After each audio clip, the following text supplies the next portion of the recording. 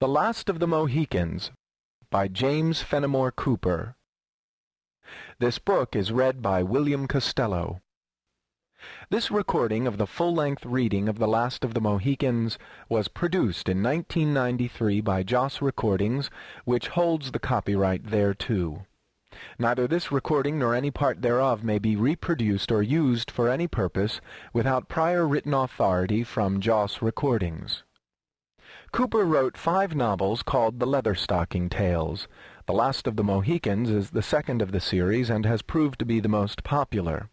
The character Leatherstocking is known throughout the series by various names: Hawkeye, as in The Last of the Mohicans, but also the Deerslayer, the Pathfinder, and by his own name, Natty Bumppo.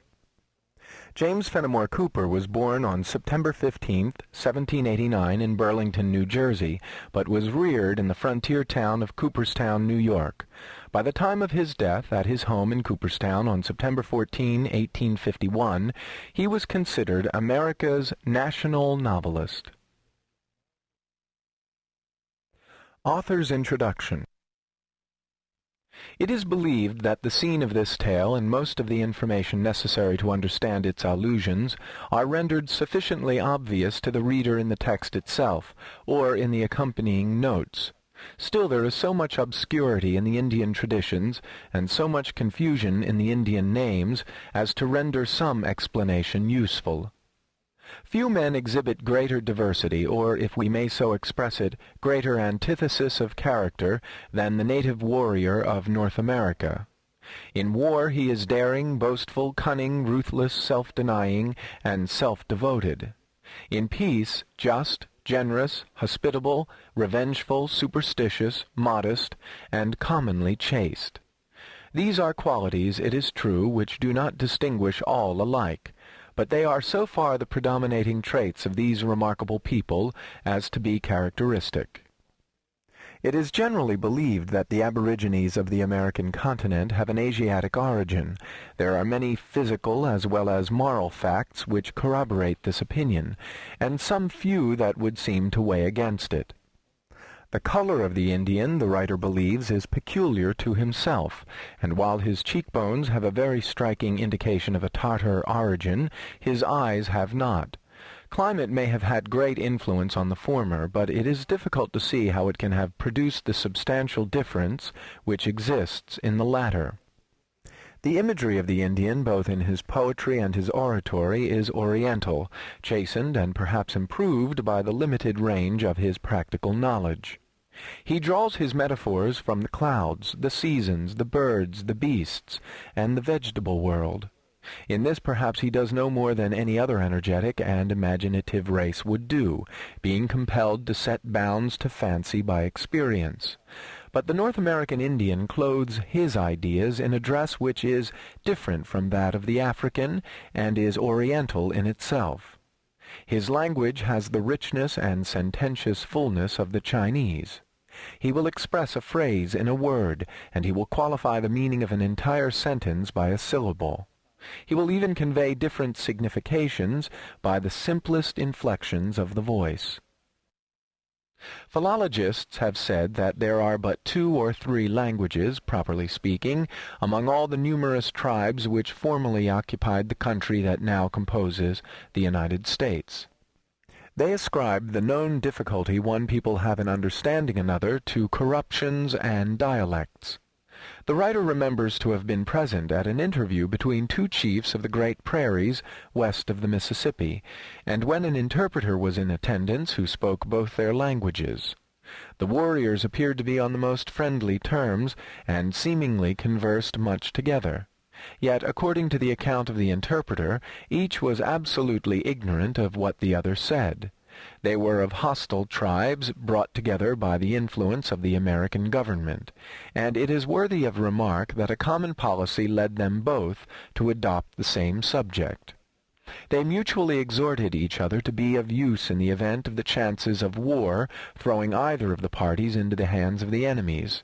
Whatever may be the truth as respects the root and the genius of the Indian tongues, it is quite certain they are now so distinct in their words as to possess most of the disadvantages of strange languages.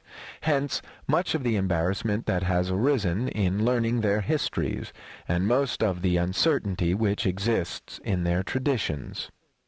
Like nations of higher pretensions, the American Indian gives a very different account of his own tribe or race from that which is given by other people.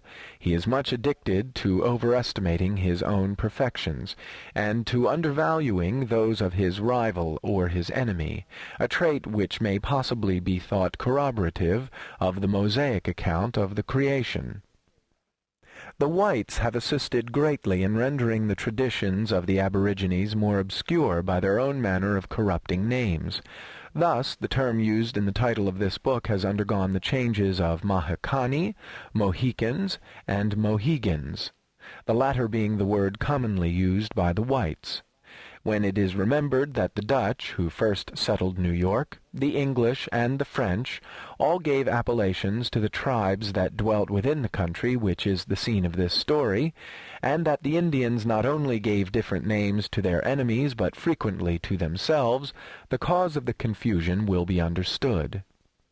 In these pages, Lenape, Delawares, Wapanachki, and Mohicans all mean the same people or tribes of the same stock. The Mengwe, the Maquas, the Mingos, and the Iroquois, though not all strictly the same, are identified frequently by the speakers, being politically confederated and opposed to those just named. Mingo was a term of peculiar reproach, as were Mengwe and Maqua in a less degree. The Mohicans were the possessors of the country first occupied by the Europeans in this portion of the continent. They were, consequently, the first dispossessed, and the seemingly inevitable fate of all these people who disappear before the advances, or it might be termed the inroads of civilization, as the verdure of their native forests falls before the nipping frost, is represented as having already befallen them. There is sufficient historical truth in the picture to justify the use that has been made of it. In point of fact, the country which is the scene of the following tale has undergone as little change, since the historical events alluded to had place, as almost any other district of equal extent within the whole limits of the United States. There are fashionable and well-attended watering places at and near the spring where Hawkeye halted to drink, and roads traverse the forests where he and his friends were compelled to journey without even a path. Glenn's has a large village, and while William Henry and even a fortress of later date are only to be traced as ruins, there is another village on the shores of the Hurricane. But beyond this, the enterprise and energy of a people who have done so much in other places have done little here. The whole of that wilderness in which the latter incidents of the legend occurred is nearly a wilderness still, though the red man has entirely deserted this part of the state. Of all the tribes named in these pages, there exist only a few half-civilized beings of the Oneidas on the reservations of their people in New York. The rest have disappeared either from the regions in which their fathers dwelt, or altogether from the earth. There is one point on which we would wish to say a word before closing this preface. Hawkeye calls the Lac du Saint-Sacrement the Hurricane. As we believe this to be an appropriation of the name that has its origin with ourselves, the time has arrived perhaps when the fact should be frankly admitted. While writing this book fully a quarter of a century since, it occurred to us that the French name of this lake was too complicated, the American too commonplace, and the Indian too unpronounceable for either to be used familiarly in a work of fiction.